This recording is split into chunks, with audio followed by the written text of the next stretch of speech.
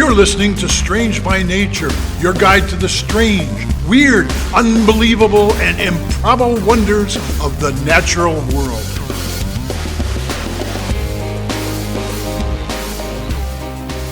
Hello, everyone, and thanks for being here today. I'm Kirk Mona, and joining me are Rachel Gimza and Victoria Thompson. We're all naturalists who together have scoured the world for weird and wonderful wonders, just to please your mammalian brain's desire for novelty. Isn't that nice? Let's do this. Welcome back to the show, everyone. It's you and me, Kirk. Oh my gosh, just the two of us this week. Just the two of us. There's so much fun to talk about. Oh, I am very excited about whatever you're bringing to the table. I'm also really excited about what I'm bringing to the table because I've had this on my, maybe not my list necessarily, but it's been on my radar for a little while, and I just wanted to give enough space, and now I can talk about it. I'm so excited. Cool. Interesting. I'm intrigued. Okay, so I get to start us off this week. Kirk, when you think of play, what do you think about? Like, do you think of other animals playing? Like, what do you think of? Which animals do you think of for playing that can play? This is hard because I've seen. I remember years ago there was a video being shared online of a crow. Mm-hmm. That was, everyone said the crow was using a jar lid and sliding down a roof on it. It would carry it to the top, stand on it, and slide down, and then go back up. And everyone's like, "Oh my gosh, look, it's playing! It has it's made its own little sled, and it's going sledding. That's so fun." Mm-hmm. And I know myself and some other people who are bird people were looking at it, going, "What? That's not the most logical explanation. Like, it could be trying to get to the highest spot to sit there and pick food out of it, and then it stands there and it keeps on sliding down. And the reason it's going back to the top is it's just trying to get a good perch. You know what I mean? Like, so when we look at animals and we see play, we have to really be careful that we're not putting our human, anthropomorphizing, if you will, these animals. I think there certainly are animals that play, though. I mean, puppies, and kittens and things. I think about playing. I think about dolphins even sometimes, like some of their action, which just seems like they're doing stuff when they're jumping out of the water, and it just seems like they're doing it just for, snicks and tickles. They're just like they look like they're just having fun, And I certainly there does seem to be some animals that do things for play. There's like playing with your food. As well. And I've seen some interesting stories about that. There was one about dolphins recently, about them playing with food. Is that what you're talking about? It is not. Okay. So do you know the story I'm talking about? Maybe. I don't think it's enough for a whole episode on the show. So tell you, there was evidence of dolphins playing with a dead fish. Oh, yeah. Like they were literally just like, it was like a play thing, and they were like balancing it on their head and doing all kinds of crazy stuff with it. And it was like, they were essentially, they were like, hey, look, something fun. It's a dead fish. Let's play with it. So a lot of animals probably play, but hard to interpret. It is hard to interpret. So I'm glad you mostly focused on mammals. So in 20, we're going to get into it. This started in 2017. Okay.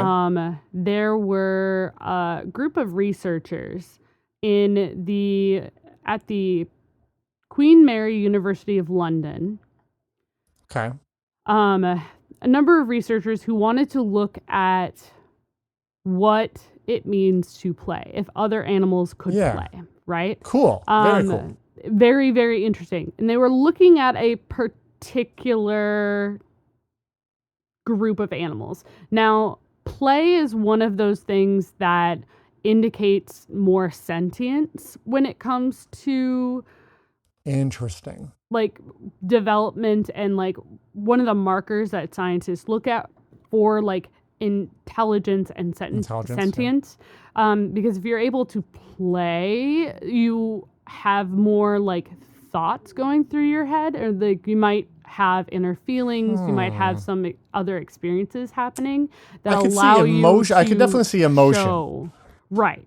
It's more emotion. I think you can sometimes anything. play. Yeah, you can play without like having to internalize what you're doing. I think humans can get lost in a moment and just be playing, and you're not like, right. This really is a relaxing thinking activity. about it. Yeah. Right. In fact, the best play is when you're not thinking about it. Exactly. So there are a number of animals that have been seen to play. Mammals fairly consistently. Sure. Some birds have been shown that they can and do play. Cephalopods have also been shown to exhibit that they are able to play. That makes sense. And some fish even have been shown to play. Now, okay.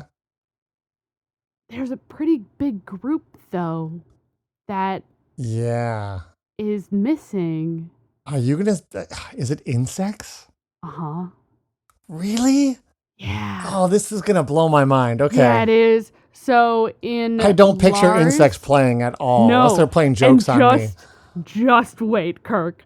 So the reason why I'm so excited about this is in 2017 in a lab at in Lars Chicka's lab in the Queen Mary University of London.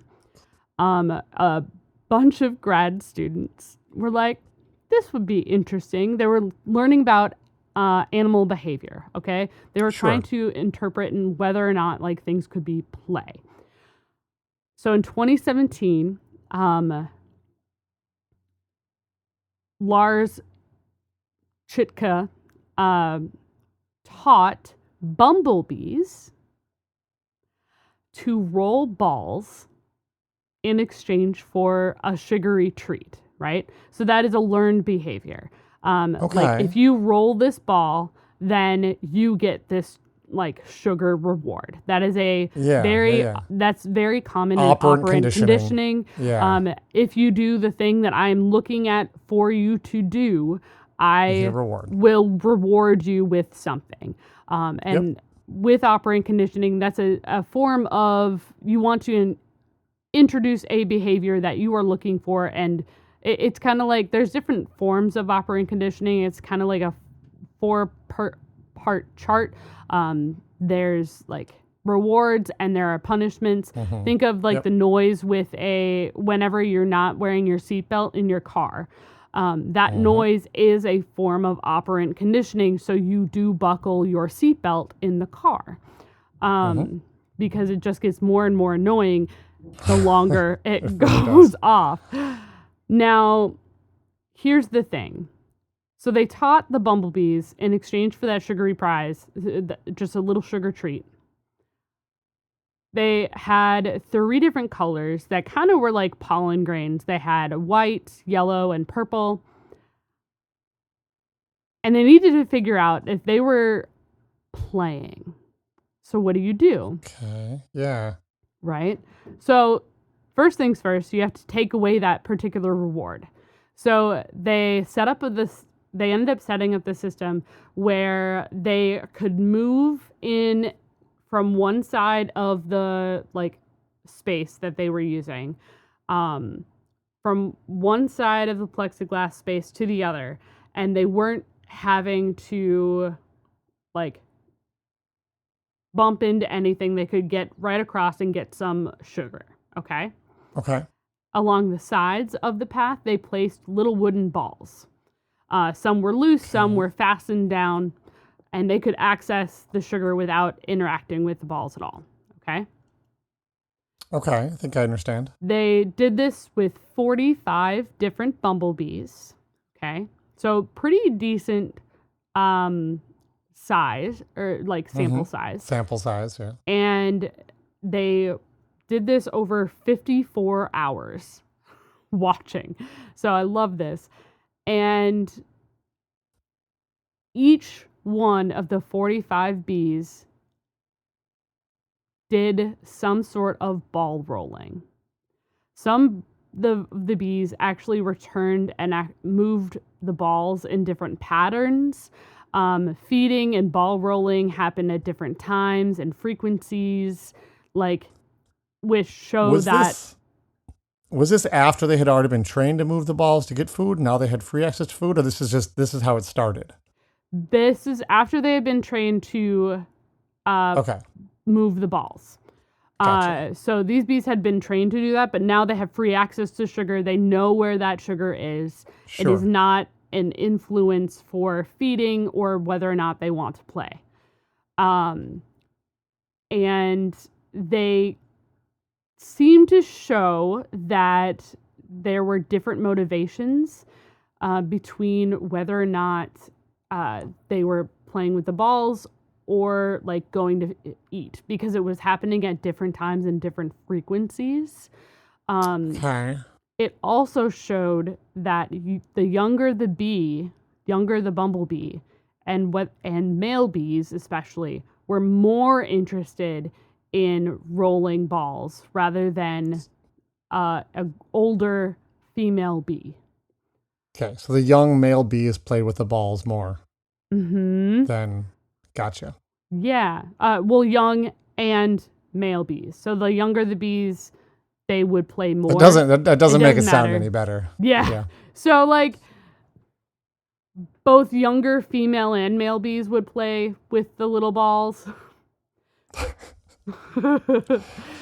And I'm trying to keep a straight face here, Rachel. It's difficult. And like the older male bees would also play with these little wooden balls.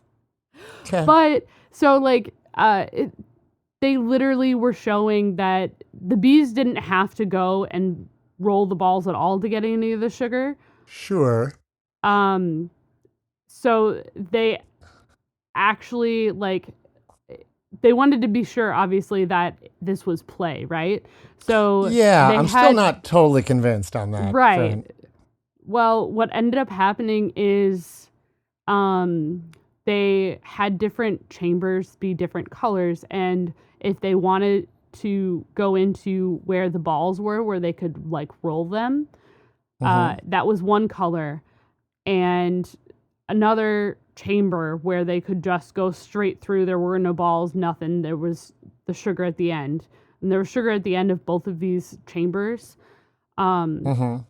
It showed they actually seemed to prefer going through the chamber that had the balls. That even when it was empty and all the balls were removed, that color chamber, they seemed to prefer going through that versus others. Yeah. Like, It's all intriguing.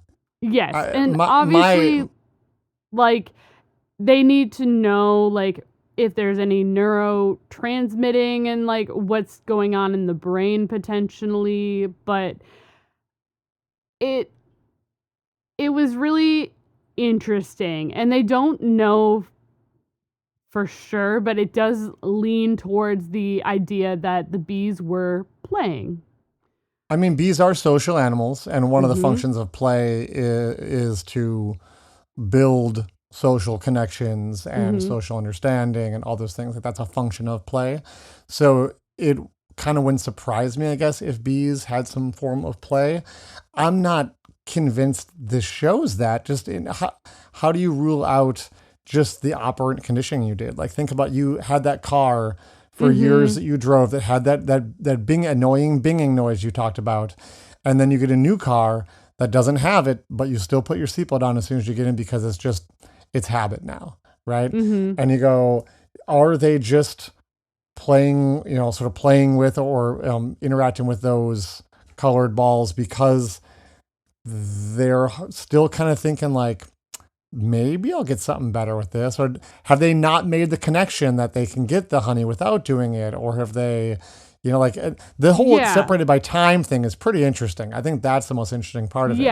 I'd want to, and this is what I love about researchers trying to figure out, how do we separate these things out, which is just, which is what they were so trying hard to do. And in the paper itself, they did find that the ball rolling that was happening, they had a couple of different factors. It didn't contribute to, and I quote, it did not contribute to immediate survival strategies, so they weren't harmed in any way. The ball rolling was intrinsically rewarding. It was just there's video of the bees rolling the balls, and it's very funny because they're very fluffy and they're rolling the balls and kind of landing on their backs, and it does look like they're playing. Again, that is me looking at it through an anthropomorphic lens. It's fascinating. How do you tease that out? And you say it's intrinsically more. It's just intrinsically valuable in its own right. And you go, well, is that what play is? Just something you do? That is something how they so there is behavioral criteria for animal play that they use in science, because there is a list of criteria, and what the bees were doing fulfills that criteria. And so it may not be the same criteria that we might have. Exactly. So there's more criteria that it does actually show. So the intrinsically rewarding, as well as it differed from functional behavior and form. So rather than just going straight for the sugar, they would stop from going straight towards the sugar source where they knew where the sugar source was, and would stop and roll a ball roll a ball or two in a couple different ways before going over to the sugar, or not go to the sugar at all. It was repeated behavior, not one bee showing another and then getting a treat right after or anything like that. Right. And it was initiated under stress-free conditions. So those 5 criteria really are what behavioral scientists look at when they are defining play in other animals outside of humans, especially. Cool. And this particular experiment showed that this bumblebee had all of those criteria. So at the moment, bumblebees seem to be able to play, which is pretty fun. That's super cool. Yeah. Obviously, there's lots of other questions that you were bringing up. There is other things how can we show play in a way where we're not conditioning them for a particular treat or whatever? How do you take that away so that way it's not just something else? Because would they just do it on their own if you put ones in who had never been rewarded for rolling those balls? Would they finally be like, this is fun, we should do this? Yeah. So it was just really fascinating, and there are lots of different ways when it comes to play that come into research.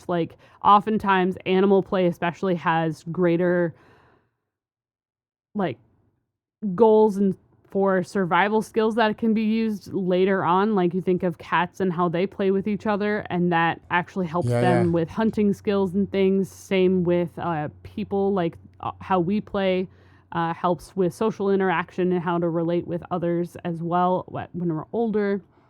It's just interesting, and I can't wait to see what ends up happening after all of this. This research was published in Animal Behavior in the December 2022 issue. The paper is titled "Do Bumblebees Play?" And it is by Haroon Samadi Gapayege Donna et al. Under Lars Chitka at the St. Mary's, I think I said earlier, the St. Mary's University of London. Another source that I had was... It was Queen something. Oh. At the Queen Mary University of London. So it's just really interesting, and I thought it was so cute. That is wild. That's so... Bumblebees. And the bees are not where I thought you were going to go. So no, and this is actually the first time that they've documented any sort of play behavior in insects, which is really cool. Wild. I am just I'm really fascinated to see where else this could go. My other sources were Scientific American, had a great article, Grace Van Deelen, October 2022. And that is what I have this week. Cool. Thank you. Yeah. We're going to take a quick break, and it'll be you, Kirk. It's just you and me. I'm excited. All right. See you soon.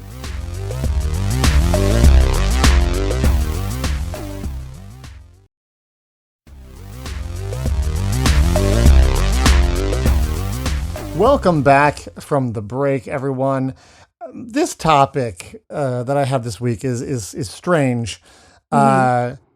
Not surprising because the show is called Strange by Nature, but it's a different sort of topic than I might normally do. But I think it's fun, so I can talk about it. It was fun last week to have Brett on the show because the three of us all work together, and we just finished up teaching summer camp. Now, one of those camps we work on is a highlight of the summer because we get to do it. The three of us get to do it together. We teach a camp called the Goodrich School for Witches and Wizards, which sounds completely bonkers, and it is. This is a 4-day-long day camp where we transform the Nature Center into a magical school where students go on adventures, take magical classes, and have an amazing time. I'm the potions professor, which basically means I'm teaching chemistry all week. Rachel and Brett teach classes like Care of Mysterious Creatures, where kids can meet a live owl, or herbology, where they can learn about wild edibles. It's basically, let's be honest, it's just a trick to teach a lot of the same things we always teach about, but we get to be extra silly, wear costumes and hats, and create a fantasy world where kids love to explore, while what we're really doing is tricking them into falling in love with an amazing world that we already inhabit. So it's a pretty special week of the summer. And as potions master, my line of work sometimes crosses into herbology territory, as potion ingredients often come from nature. And I also have to think up all kinds of like fun things to do that are chemistry adjacent for the kids. They need to be safe, fun, magical, and above all else, affordable, which rules out a lot of chemistry stuff. I also need like 4 years worth of different classes, since some kids come back summer after summer after summer, and they can be in it for 4 years in a row. So I have to come up with new stuff all the time. And that's a real challenge. But this year, I hit upon a new idea for a class, and it's such a fun one that the kids are not going to mind if I do it every single year. And it was a big hit. It involves making something delicious. I came up with this class idea when I was thinking about a certain other witch and wizard franchise popular with kids that I won't mention for both legal and moral reasons, since the creator is both litigious and has proven herself to be a horrible, hateful person. But in this other fantasy world the kids are familiar with, a popular drink is butterbeer, right? And I'm not sure why kids drink beer in her fantasy world, but they do. I guess it isn't actually alcoholic. It's just magically intoxicating, which I guess somehow makes it okay for children. No. Seems almost worse. Right? That's worse, yeah. Like what? Like they don't get hungover or something, so therefore it's okay for kids to get drunk? Like that's kind of the lesson I'm getting. I mean, I feel like they can magic away headaches maybe, but I don't know. It's weird. It's weird, okay? It is weird. But it's weird dividing line, but here we are. So butterbeer was probably inspired by a very real drink, buttered beer, which is essentially, I looked it up, eggnog plus beer, which... That doesn't sound good. Doesn't. No, it doesn't. But that's a real thing. So I'm not thinking, a huge fan of beer in the first place. Right. Well, I was thinking, what sort of similar drink could we come up with to make here at our North American school? And it suddenly hit me. I don't need to invent anything. We already have the greatest beverage in the world, and we can make it with the kids. I am talking, of course, about root beer. Yeah, you are. Yes. Strange by Nature fans. It seems like a weird topic, but I want to talk about root beer this week because it is 100% natural, 200% awesome, and very, very strange. So first off, like what is root beer? It isn't beer. Let's get No. that straight out of the way. Not beer at all. It's actually a sweet tea that's served cold. A very sweet tea that's served cold. The basic and I carbonated. actually don't know much about root beer. I know sassafras is involved, but that's about it. We're going to get there. Well, the basic ingredients really trace their roots back to indigenous Native Americans who were using the ingredients medicinally for countless generations before anybody else ever came to this continent. And when early colonists did come to the continent, they learned about how to make these same teas that had been made for a long time. They were probably not as sugary as the soda drink we have today, but pretty much the same ingredients were being made to brew herbal teas. And I have had basically warm root beer. Yeah. Which you go, oh, that can't be good. It's actually really good. It makes a really nice warm drink. Well, I think about like root beer as being carbonated, which is why I'm like less okay with warm root beer. But if it's warm and it's not carbonated, yeah. I'll tell you, the first batch that I'd never had warm root beer, but the first batch I made this year wasn't cooling down fast enough. So I'm like, well, where to go with it? We're just gonna have it warm. And I was like, this is pretty good. I kind of like it warm, which is very weird. Yeah. It was like not like room temperature, but like tea temperature. Okay. And it was pretty tasty. All right. I like a good tea. Now, some of those, because sanitation was very poor back then, in colonial times, something called a small beer was also popular. And a small beer is where you like very lightly ferment your drink. That's really more for the bacterial killing property of the alcohol content than to say get drunk. People just drink it like throughout the day. It's why like beer and wine and such and tea are such widespread, like especially in older times, like that's what you drank. You didn't drink water because it wasn't safe to just drink water. Water wasn't really safe to drink, But if you would boil it and make a tea out of it, that could make it a lot safer. And the tea, the herbal ingredients are mostly there either to make it taste better or to give it some sort of medicinal quality, which is where it first started off. Right. So there were very likely small beers back in colonial times that might have tasted like what we think today as root beer tasting like, but they were not called root beer at the time, even though they actually were beers. That part of this history is a little confusing. Okay. It wasn't until we had to jump forward to 1875 that Charles Elmer Hyers, who was a pharmacist, brewed up an herbal tea he called Hyers Herb Tea.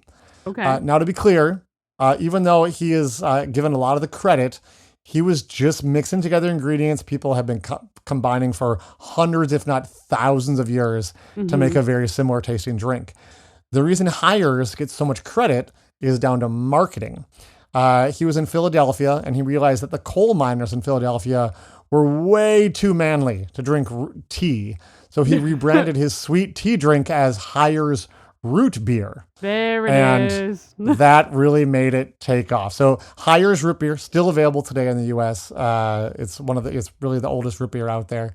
Root beer also really took off in the 1920s then. In America during Prohibition, when all alcohol was outlawed nationwide. And many breweries that were desperate to keep people employed began to try to find other things to make and sell. And root beer was like an alternative product that they could make and sell. Right. And so there's a number of Dorothy's up north who made her own root beer. Yeah. And a famous brand from right here in Minnesota is 1919 root beer. And of course it's dates from in Prohibition. So that's, these things have been around for quite a while. And today there are hundreds of varieties. And I was able to actually brew some root beer up with my summer campers, which was so fun. Now, I know many of our listeners don't come from North America, and there's a good chance you have no idea what on earth root beer actually tastes like. What can you is this? Describe it, Kirk? It's a strange, earthy, spicy, sugary. I wouldn't say spicy. It's spicy. It can be spicy. Some of them can be a little spicy, and that's the thing. It's spicy in the way that There's ginger can be kind of spicy. Yes, exactly.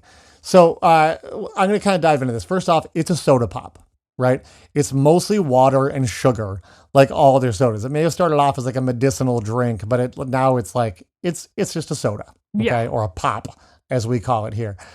Most sodas have some sort of singular natural flavoring though, like cola flavoring or orange or cherry.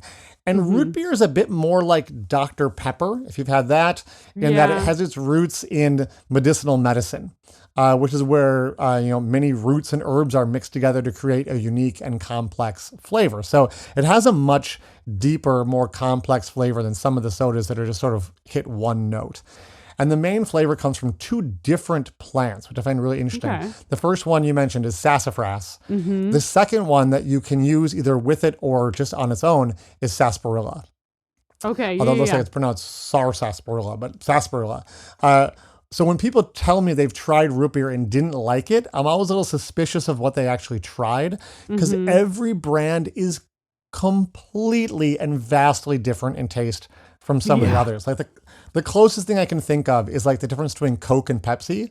Like they're both cola based, but they taste pretty different with this underlying cola note. Well, the difference between different root beers is more different than between all the colas. Because it's kind of like the difference between like different black teas.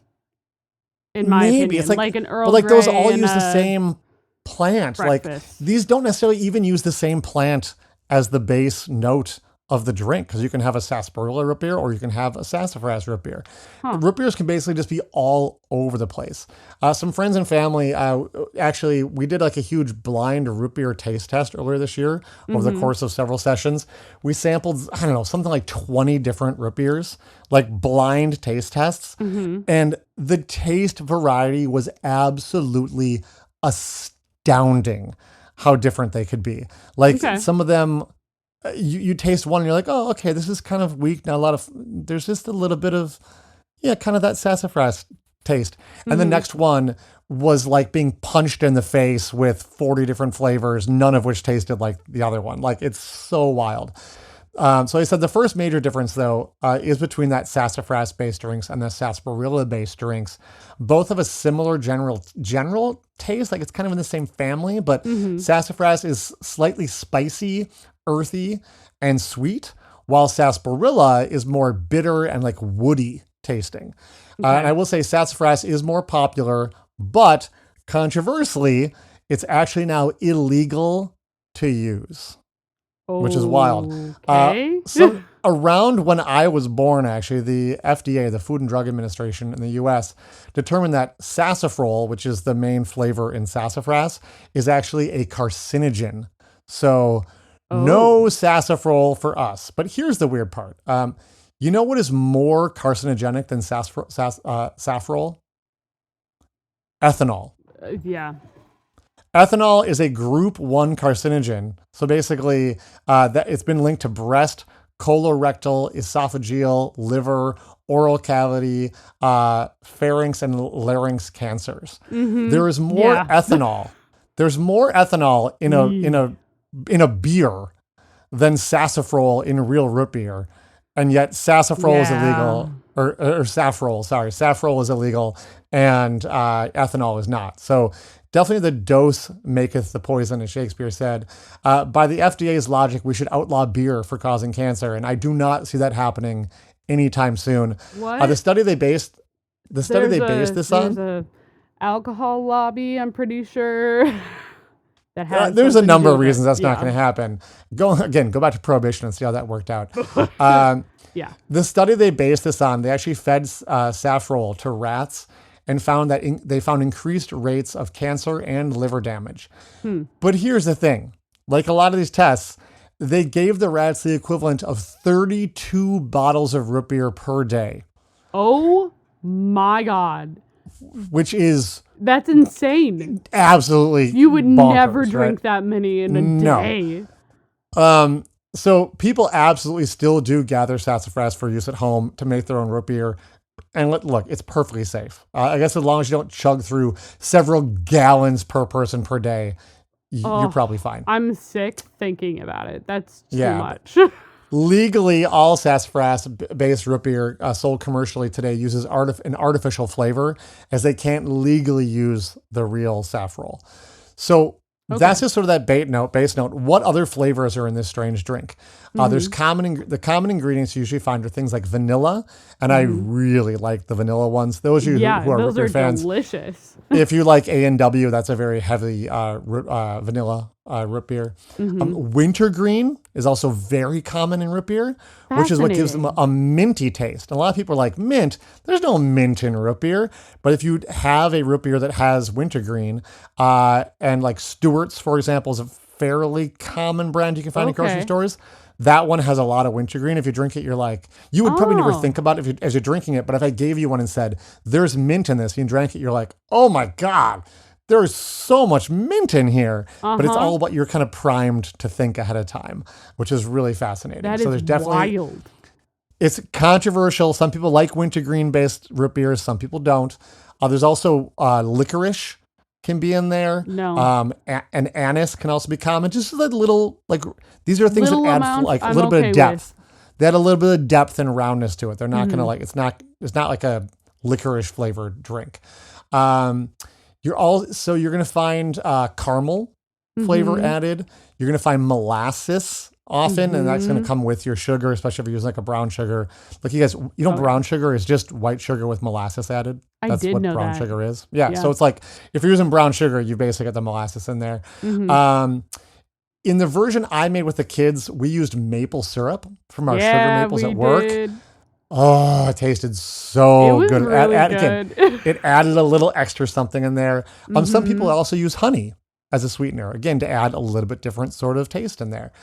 For increased spiciness, you can, again, use sarsaparilla, but you can also use cloves, nutmeg, or cinnamon, also birch bark or cherry bark. My secret recipe as Potions Master also includes allspice and ginger to add just a little bit of that little spicy note. That little, and again, not spicy as in like spicy hot, but if you think about if you had a spiced cider in the fall, or in autumn, we'll have like a nice warm cider kind of with like all kinds of herby, like it's more. Cloves, nutmeg, cinnamon, and allspice is kind of my go-to for that as well, because it adds. You're getting ready for pumpkin latte season. If you drank that, coffee, then I would. Yeah. Yeah. So there's Pumpkin pie. there's so many possible ingredients that you, and the different proportions of them. You can see why every root beer from every company, everyone who makes it, tastes slightly different, because those mixes really going to change it. So root beer is a very North American drink, though shout out to Australia for having a fairly popular brand that can even be found here in the United States. It's called Bundaberg. Okay. It's a little divisive. Some people either love it or hate it because it is different. It's a sarsaparilla based drink. It's sarsaparilla root, vanilla bean, licorice root, and molasses. I have not tried it yet, but I've been meaning to. I know they have it at my local grocery store. I need to get some after this. I think when you buy it in Australia, they market it as sarsaparilla. And when they sell it here, they call it root beer. But, fair enough. It's the same thing. We call them both things. They're actually like Sioux City sarsaparilla is sold here, but it's just root beer. So now, if you're from another country and you've never had root beer and think you want to try some, it's a cool experience. I think it's delicious and amazing. I have 2 words of caution. Okay. Yeah. First off, like I've been kind of hinting at, you have to try a bunch of them, because even as an American, there's some root beers I love and there's some that I hate, because they can be very different. If I'd only ever tried the ones I hate first, I might have not found the ones that I like, because again, they're all different. So you got to try a number of them. Yep. The second warning, though, is that I'm afraid you may never like any root beer. And that has to do with its medicinal herbal medicine roots. So many of the main flavors present, sassafras, mint, birch bark, and licorice, have all been used in traditional herbal remedies around the world. Right. So even as medical knowledge advanced, many of those same ingredients were kept in tonics because they're like, well, this is traditional. This is what we have in there. Even as we put ingredients in that this is work the better. flavor. Like actual medicine. Yeah, the medicine tastes bad. You know what? Let's just keep these other flavorful things in there, because they kind of mask the taste of the real medicine, which tastes horrible. Yeah. And to this day, a lot of those same ingredients are still used in everything from herbal cough drops to the flavors pharmacies add to liquid medicines to make them taste better, especially when kids are going to have to take a liquid version of medicines. So in countries without a root beer tradition, those flavors, especially sassafras, which is a very strong tasting plant, have unfortunately become synonymous with medicine. And many non-North Americans, when drinking root beer for the first time, think of it as tasting like medicine or cough drops or toothpaste. And similarly, sarsaparilla is used in China as like a health tonic. Not as I don't think it's a sugary drink; it's more just like a sarsaparilla drink that's a tonic. And so people who taste root beer here would be like, "Well, this is like a sugary version of a health tonic. Like this is weird tasting." Like, so some people from that part of the world may not like that flavor as well, just because of its connotation with medicine for them. I will tell you though, root beer is delicious, but if you've only ever associated that taste with medicine, your perception is colored by experience. And I know when I was a kid, I would get frequent ear infections, and I had to drink that pink liquid version of amoxicillin. That in America, you know it. In America, it's often given a fruity bubblegum flavor. But it's that weird fruity bubblegum flavor mixed with like really awful taste in medicine. And so like I have the same reaction you do when I think about that bubblegum flavor. I'm like, oh God, like that. It's just like, it makes me want to gag. I've had the non-flavored amoxicillin. How's that? No, it's bad. It's chalky. Yeah. And it's gross. So when I visited Scotland, my wife was keen to try Iron Brew. Which is the local favorite soda beverage there. I took one sip and I absolutely could not drink anymore because to me, it tasted exactly like medicine. It has some of the same flavoring in that soda in Scotland is the same flavoring that we put in our amoxicillin here in the US. And I just can't break that association in my head. It's like I'm drinking a big bottle of amoxicillin. Can't do it. Absolutely not. I get it if root beer has some association with medicine for you. That's literally the root of where it came from. That's how it started, was as a medicine. And humans will go on making tasty beverages from plants. But it is interesting to think about how strange it is that that while the flavors themselves don't change, our perception of flavor based on our past experiences can certainly color our perception and enjoyment of those flavors. Wild. Which just is wild and weird. So I just wanted to go down that little, train talking about root beer. I think it's pretty strange. I think it's delicious mostly. And it's my show, so I get to talk about root beer if I want to. So thank you for coming along with me to talk about the most wonderful beverage in the world. Write to me to tell me your favorite type of root beer. Or you can comment on any of our social media too. Look, what is what's your favorite root beer? If you say Barks, I can't be your friend anymore. I'm sorry, but no, it's popular, but high bar. I also I can't have caffeine, so I can't. It's the only caffeinated root beer. Part of what I like about root beer is it doesn't have caffeine, so I don't like that it has caffeine in it. I also don't like the flavor of it. That's a cool thing. There's a root beer for everybody, y'all. There's a root beer for everybody. Get out there. Tell me what yours is. I want to know. Which ones have I not tried? I got to warn you, I've tried a lot. Which ones have I not tried? Tell me your favorite. I want to know. Maybe I'll read it on the show if somebody sends it in. So, ooh, that'd be fun. That's what I've got, everyone. That's what Rachel has. Kirk. Yeah, thanks for being here. It was a fun one. Time. It was a weird show, but it's supposed to be.